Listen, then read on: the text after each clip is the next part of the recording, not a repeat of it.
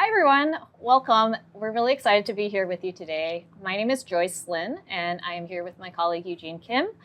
We have the really fun job of working with creators like you to bring amazing games to the Game Pass portfolio, and really excited to talk to you today about how to maximize the total value for your game.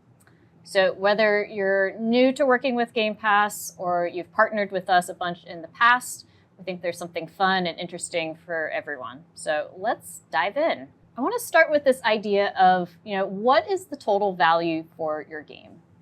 Is it gold coins raining from the sky? That might be part of it, but we also think there's more to it than that. So what might be some of the options? So glad you asked. We've got a little pop quiz for you. So is it A, reach more people, B, create new fans, or C, make more money? Really good options, all of them, right?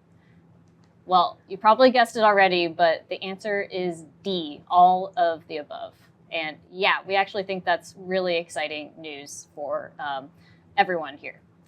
So let's talk more about how those three things fit in with what we talk about with total value. So our total value equation has three components, and keep these in mind because we're going to revisit them in a lot more depth later on. So the first one is discovery. Game Pass is a powerful engine for discovery because we help your game stand out on our surfaces and channels and help you reach new audiences.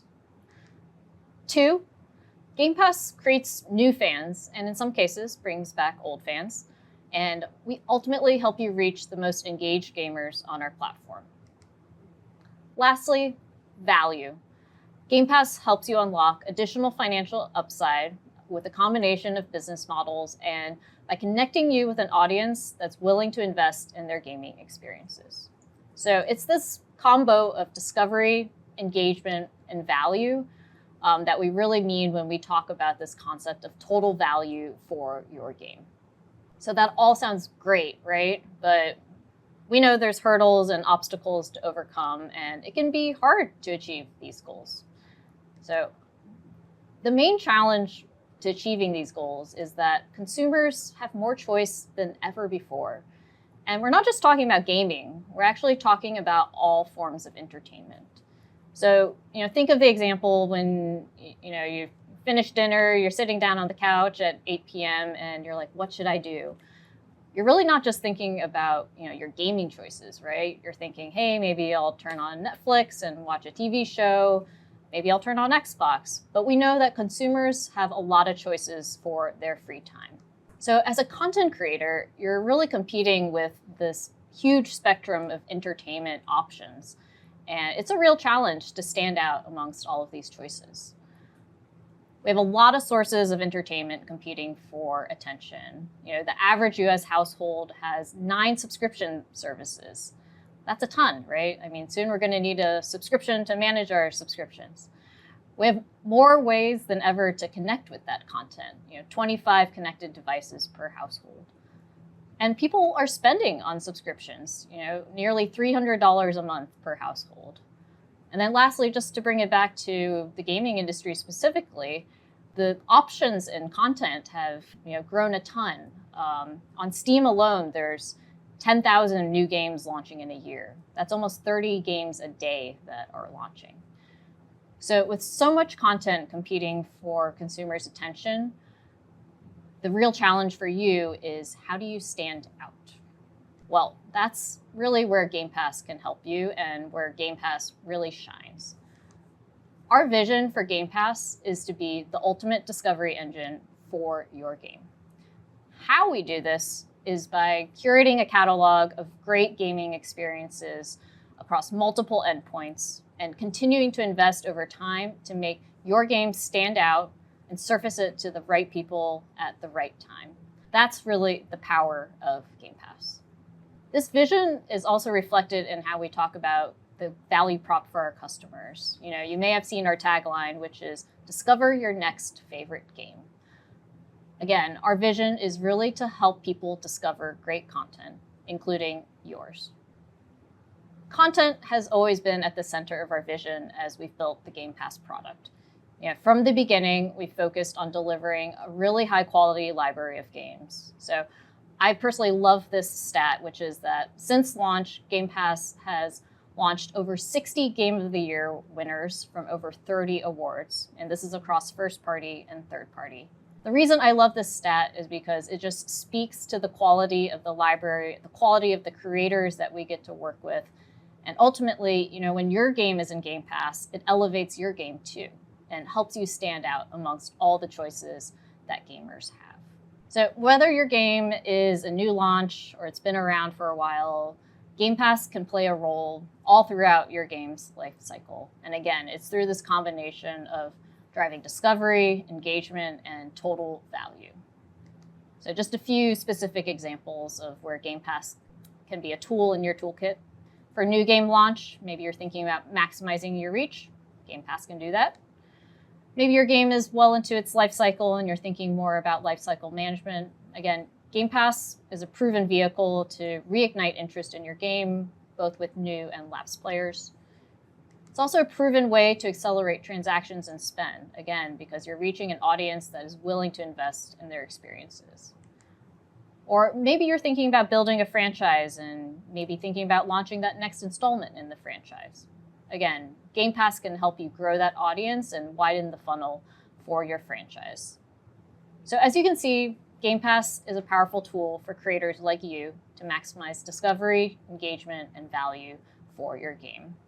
And I will now hand it over to Eugene to take you through each of those elements in a little more detail. Perfect. Thank you, Joyce. As Joyce mentioned, my name is Eugene Kim. I work on the content planning team here for Game Pass. Very excited and delighted to be here with you today because I actually really enjoy using the service. It's been a great way for me to keep in touch with family and old friends during the pandemic. Let's dig in. Let's start with discovery, which we define as reaching more gamers. And we spent a lot of time in the upfront about how Game Pass can be that discovery engine for your game. So let's look at some insights.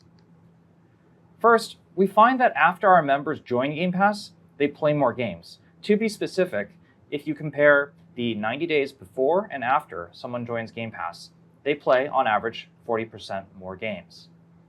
Importantly, it isn't just about playing more games. Our members are trying new genres. This is important because our own research shows that gamers get into a comfort zone where they know what they like and they keep playing what they like. But in the 90 days after someone joins Game Pass, we typically see that they play about 30% new genres. This also dovetails with some info that we have from our own members. They've told us that over 90% of our members have actually told us that they've played games they wouldn't have otherwise tried without Game Pass. Now, this is user behavior. As a platform holder, we also have some additional analytics and insights that we can share. Let's start with what we call back catalog games and the impact on audience size. So here you can see, again, comparing that 90 days before and after Game Pass entry, the average player lift for games on the Xbox ecosystem that enter Game Pass. On average, a game that enters Game Pass will see player lift of over 8 times after it enters Game Pass.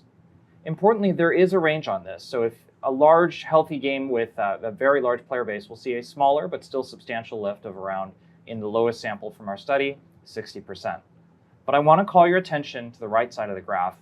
This is what we call our hidden gems category. Many of these games are from independent creators.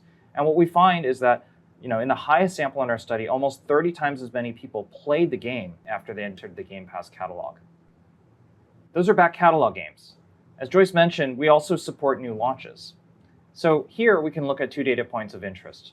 The first is if we compare games from large publishers that launched into Game Pass and compare their audience size in the first 30 days versus similar games, we find that on average, this player lift is over 3.5 times. That's really significant, particularly given the size and scale of the titles that are in this category. For our independent creators, there's even more benefits. So you'll see on the right side here that if we compare games that launched day 1 into Game Pass, we see a 15 times player lift for independent creators' games. Again, in that first 90 days. Now that's all well and great. That's data from the Xbox ecosystem. But in fact, we can actually compare this against Steam. And we know Steam is an important marketplace for so many creators and so many games. So let's dig in. Over the past 2 years, we've partnered with third-party creators on over 100 different titles to launch into Game Pass. And if we compare the audience size between our Game Pass members and first 30 days owners on Steam, we find that on average, a title that participates in Game Pass benefits from a 3.5 times lift versus Steam owners alone. This is really significant when you think about our vision for Game Pass, which is to become the discovery engine for your game. Let's turn the page here and talk about engagement, or what we call creating new fans and bringing back old ones, including our Halo superfans here in this image. First, we really think Game Pass can create a cultural moment for your game. If we look at the 90 days before and after, it's a theme, of the social conversation volume, specifically if we look at tags and mentions on Instagram, Reddit, YouTube, Facebook, all of the various channels, and compare it to the 90 days after we've announced that a title is coming to Game Pass, we see that there's 3 times as much conversation. So we can really help create that cultural moment or buzz for your game so that everyone is talking about you. As fun as social media is, though, it isn't just about getting you a lot of mentions on your favorite channel of choice. We've actually discovered that our members are our own best advocates. If we look at social connections within the Xbox platform, we find that Game Pass members have 3 times as many social connections as other players. And in a way, that network effect really becomes incredible marketing for your title. For those of you who have multiplayer experiences, it also makes the barriers to entry so much lower. It's as simple as right-clicking on someone's profile and hitting join. So this really shows that our members, in a way, are becoming the best advocates for your content. It's not just about playing together, though. I'd be remiss if I didn't mention streaming. I want to shout out here Ninja in the lower left. He got his start playing Halo way back in the day. That is an ancient photo, but you don't have to be as famous as he is to be an influencer for Game Pass. Here we can see a couple of senior leaders at Microsoft having a lot of fun playing Monster Train. And anecdotes aside, what we've actually discovered is that Game Pass members are about 4 times as likely to stream themselves playing on Twitch. That's really significant, again, going with the themes of the discovery engine and then creating and bringing back fans. Okay, so we've covered discovery and engagement. Let's get to the good stuff, total value, what we call driving financial upside. We mentioned at the beginning of the presentation that our members are some of the highest engaged and highest propensity to spend members of our ecosystem. And we can actually put some facts and figures behind that. If we compare spend between Game Pass members and what we call lookalike users, similarly highly engaged, high propensity to spend gamers, we find that on average, our members spend about 50% more in the ecosystem. Now, importantly, that is not limited to one category or the other. This lift in spend is consistent across base games, add-ons, and consumables. I want to dig in on those latter 2 categories in particular because we actually have some additional data showing how Game Pass accelerates transactions.